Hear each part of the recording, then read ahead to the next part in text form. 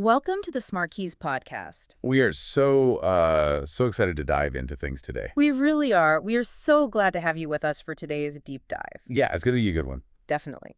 So our mission today is to take a truly comprehensive resource for modern professionals. It's this fantastic article by Felix Römer from smartkeys.org. Right, the one titled AI-Powered Engagement Surveys, Real-Time Insights into Employee Morale. Exactly. And we're going to extract the strategic insights from it to, help you stay ahead in the current business landscape. Which is moving faster than ever, I mean, let's be honest. Oh, absolutely. We are exploring a massive shift happening right now. It's the transition from those static, one-size-fits-all employee report cards to what we're calling a living system. Living system, yeah. I love that term. Right. A system that uses AI to basically listen and respond to a workforce in real time. Okay, let's unpack this. Traditional surveys are like driving a car while only looking in the rearview mirror. You only find out you hit a pothole weeks after the fact. That's just the perfect visualization of the problem. It perfectly sets up the core reality we have to accept about today's fast-moving environment. Which is what, exactly? Well, continuous listening is the only way to connect isolated responses to critical business KPIs, like retention and productivity. Because things just change too fast now. Exactly. If you're waiting for an annual survey to tell you how your team is doing, you are not actually managing your workforce. You're just doing, post-mortem forensics. Post-mortem forensics, wow. Yeah, you're just figuring out why your best people have already left for the competition. That is a brutally accurate way to describe the old model. I mean, we all know the drill, right? Oh, the dreaded annual engagement survey. Yes, it's this massive 50-question static snapshot that takes weeks to administer. And everyone hates it. They really do. Employees begrudgingly fill it out, and then it takes HR 3 months to manually analyze the spreadsheets. Right, and by the time leadership actually looks at a PowerPoint of the data, the entire mood of the company has fundamentally shifted. Exactly. The people who are unhappy in March, well, they've already quit by July. Right. But Römer's article argues that modern leaders desperately need real-time signals right now. So, beyond just the speed, why is this shift from point-in-time cycles to continuous monitoring so critical for a modern business? Because the modern professional landscape simply doesn't operate on an annual cycle anymore. The speed of business has fundamentally changed. Yeah, that makes sense. I mean, think about it. A single software rollout, a sudden shift in supply chain logistics, or a change in middle management can tank team morale in a matter of days. Days, not months. Right. Today's leaders need to map employee engagement directly to measurable, real-time outcomes. We're talking about mapping sentiment to the concrete metrics that the C-suite already tracks daily. Like what kind of metrics? Things like retention rates, productivity output, sales velocity, and, customer satisfaction scores. What's fascinating here is that early warnings let managers address minor issues before they erode trust or cost top talent. It's about spotting dips predictively. So you're fixing the leak before the pipe bursts. Exactly. You are looking at lead indicators, not lag indicators. Right. If you see frustration spiking in the engineering department today, you don't wait for the exit interviews next quarter to figure out why code deployment has slowed down. You intervene tomorrow. Precisely. Okay, I understand the strategic value of having that data, but I have to push back on the reality of collecting it. Okay, let's hear it.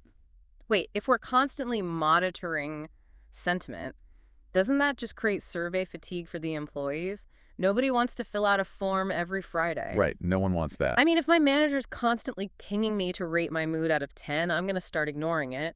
Or worse, I'll just click 5 down the middle of the board just to get the notification off my screen so I can get back to my actual job. The classic middle-of-the-road click. We've all done it. Exactly. Doesn't increasing the frequency just completely degrade the quality of the data? That is a completely valid concern. And honestly, it is the exact trap of the old mindset.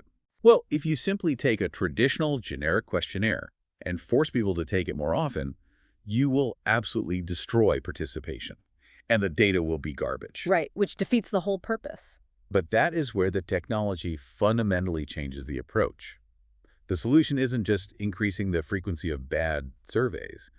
The AI fundamentally changes the mechanics of how the questions are asked. Okay, so we're not just digitizing a paper form and sending it out more often. No, not at all. How does AI actually solve this survey fatigue problem while simultaneously making the data richer? The article talks about something called dynamic flows. Walk me through the mechanics of that. Sure. So Modern AI-powered platforms move entirely beyond fixed forms. They use personalized conversational branching paths. Branching paths, like a choose-your-own-adventure book. Kind of, yeah. It's a dynamic interaction. The system actively changes the questions it asks based on an employee's previous answers. Oh, wow. Yeah, it factors in their specific role and even the current context of their department. So it's reacting in real time. But isn't there a risk there? What do you mean? Say I tell the system I am perfectly happy with my salary in January. If it dynamically skips compensation questions for the rest of the year, what happens if my rent goes up in August and I'm suddenly stressed about money? Ah, I see what you're saying. Does dynamic just mean that AI makes assumptions and creates blind spots? That is exactly why it's a sophisticated algorithmic flow and not just simple if-then logic. Mm. The system doesn't permanently mute topics. Okay, that's a relief. It maps your baseline and periodically checks in. Yeah. But it doesn't waste your time with a battery of redundant questions if your core indicators remain stable. Got it. So it's looking for the anomalies. Right. For example, if you indicate you are feeling burned out by a current project deadline, the AI recognizes that immediate friction point. It pivots. It skips the irrelevant stuff. Exactly. It skips the standard 5 questions about your satisfaction with the company health insurance, and instead it digs deeper into the specific issues around your workload. That makes a lot of sense. It might dynamically generate a follow-up question specifically tailored to your team's current software sprint.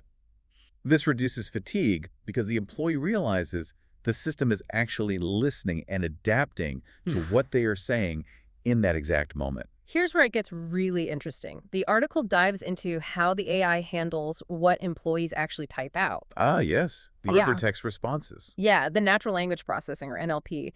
This blew my mind because it fundamentally changes how we think about software reading text. It's a game changer. It really is. It's the difference between a robot reading a script and a genuinely empathetic listener who realizes that when an employee types "great job on the new schedule" with a rolling eyes emoji, they aren't actually praising it. Exactly. The nuance is everything, and this is where the massive leap in technology has occurred. Because the old systems couldn't do that, right? Not at all. Traditional keyword scanners, the old tools HR used to use, were incredibly limited.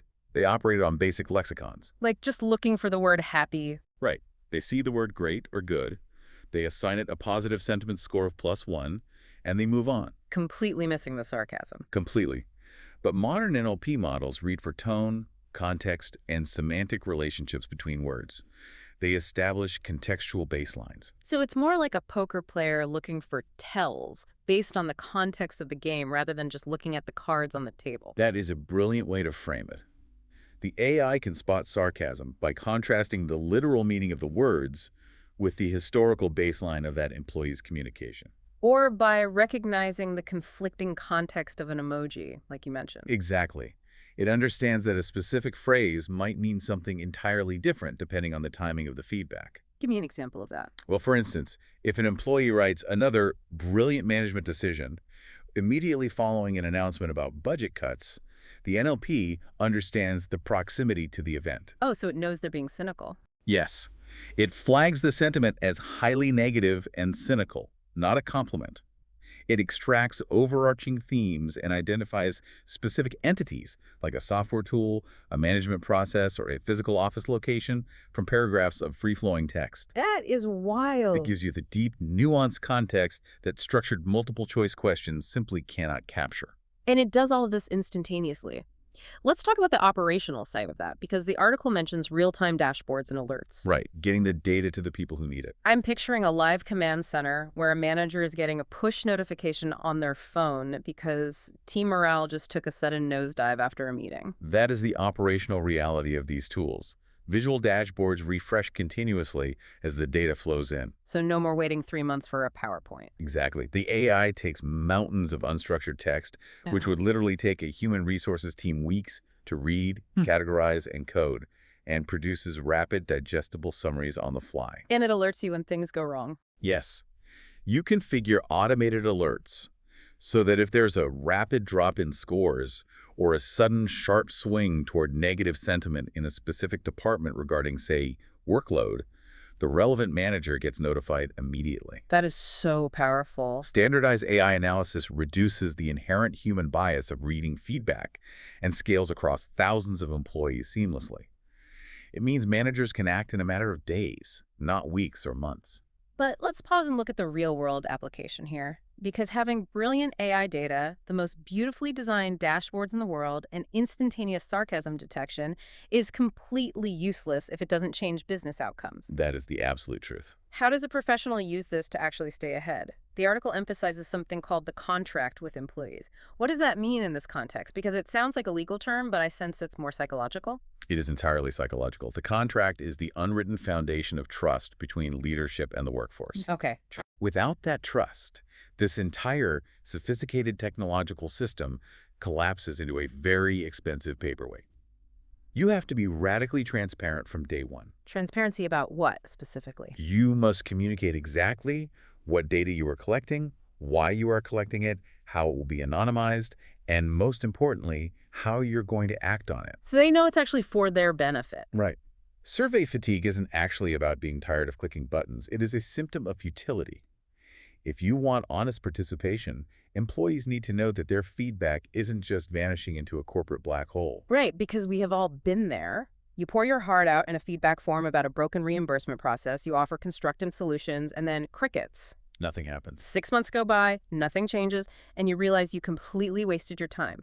The next time a survey comes around, you just delete the email. Precisely. Which is why the article stresses the absolute necessity of closing the loop and closing it fast. You have to set service level agreements, or SLAs, for manager follow-ups. SLAs for feedback. That's an interesting concept. In the business world, we have SLAs for responding to IT tickets or customer service complaints. We need the same rigor for employee feedback. That makes perfect sense. If the AI flags a critical response trend, there needs to be a mandatory timeline for the manager to address it with the team. When employees see fast action, trust rises. Satisfaction rises. Because they feel heard. Exactly. They realize their voice actually moves the needle, which validates the time they spent engaging with the system in the first place. You know, the article highlights a really incredible case study about this from a company called Sojourn. Yes, the Sojourn example is fantastic. They run a monthly continuous listening program, which initially sounds like a massive burden, but they reach nearly a 100% response rate. Which is virtually unheard of in corporate surveys. Unheard of. And they achieve that simply by sharing a highly visible loop of what we heard, what we did. They acted on fast, visible wins. Keeping that promise. Right. If the AI highlighted a bottleneck in IT approvals in week 1, leadership addressed it by week 3. It proves that people do not mind giving frequent feedback if they see it actively repairing their day-to-day work life. People want things to work better. If you prove the survey does that, they'll take it. But this brings up a massive operational hurdle. If we are getting that level of participation, how does a company actually manage this avalanche of data without drowning in it? It's a lot of information, definitely. I mean, if I am a mid-level manager, I am already drowning in emails, Slack messages, and project deadlines. Now you want to give me an AI dashboard that constantly pings me about team morale, sarcasm detection, and localized sentiment swings? Doesn't this system just create an unmanageable, paralyzing amount of data for leadership? If we connect this to the bigger picture, you avoid that paralysis by implementing a highly disciplined playbook. Okay, what's the playbook? Well, the AI's job is to surface everything, but the manager's job is not to fix everything simultaneously. The article is very clear on this strategy. Start small. Don't boil the ocean. Exactly. When the AI synthesizes all this data, you pick 2 priority themes that have surfaced.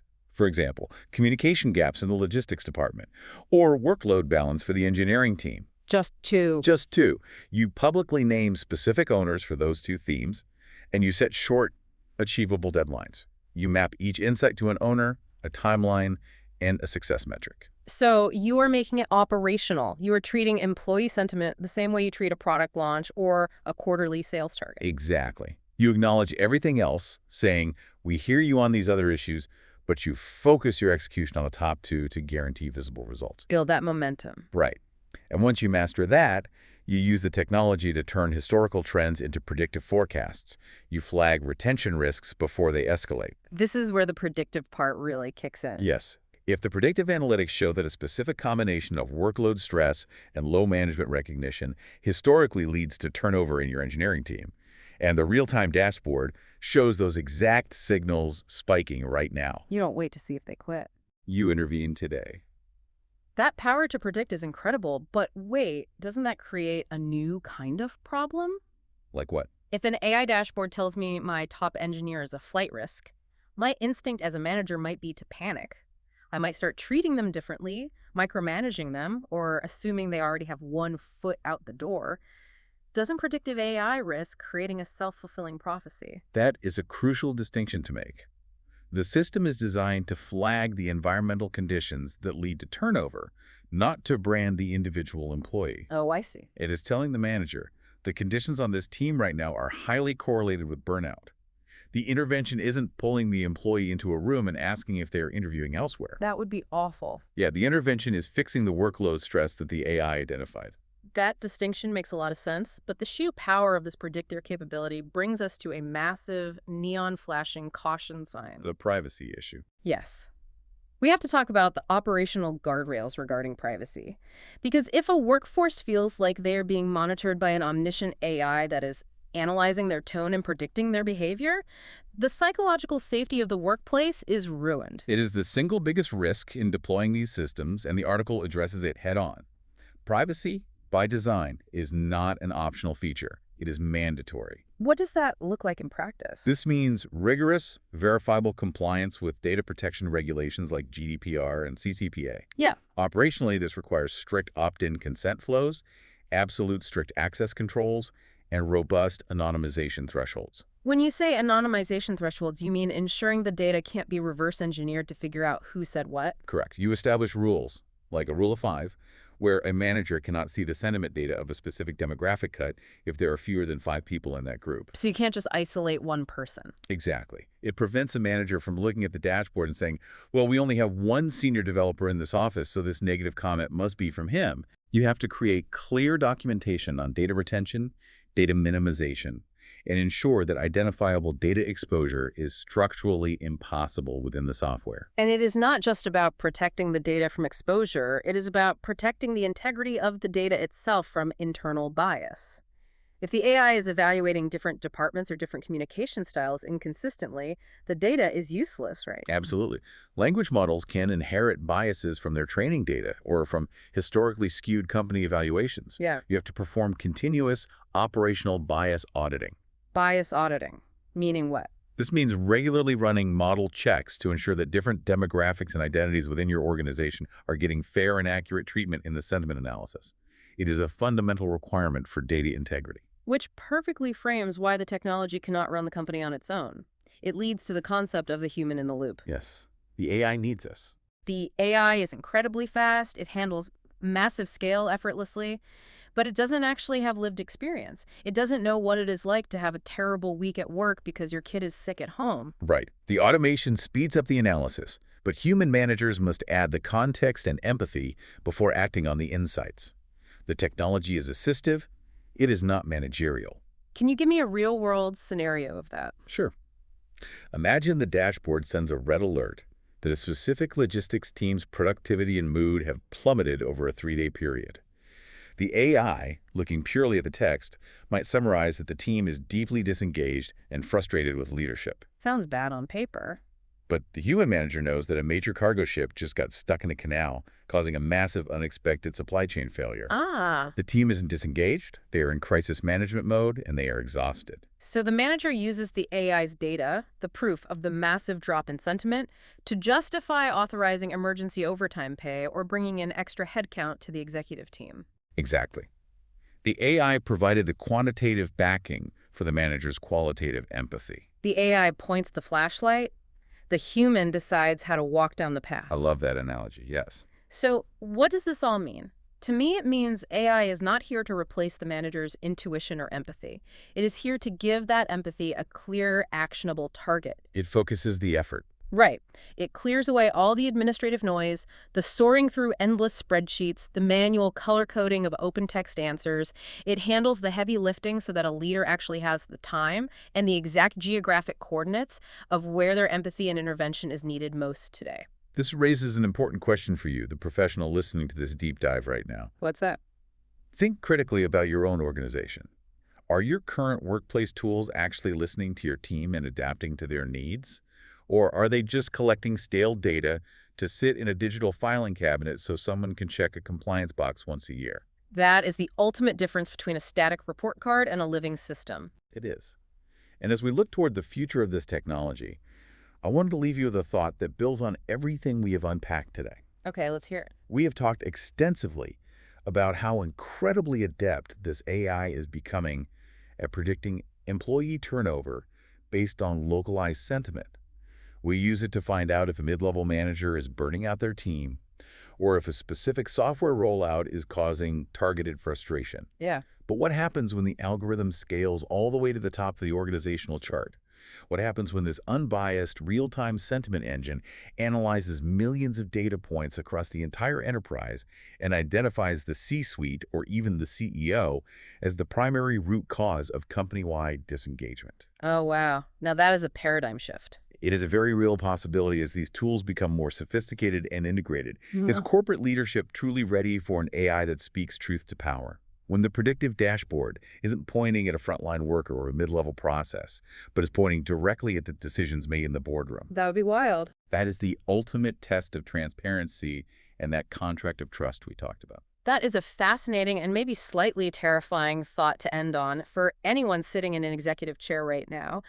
If the AI looks in the rearview mirror and clearly sees that the person driving the car is the one actively steering into all the potholes, you have to be willing to hand over the keys or at least fundamentally change how you drive. Absolutely. Thank you for tuning in to the SmartKeys podcast. We hope this deep dive gives you the strategic edge and the practical insights you need to navigate the changing landscape of employee engagement.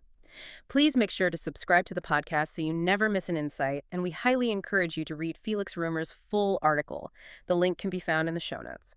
Keep looking forward, not just in the rearview mirror, and we will catch you on the next deep dive.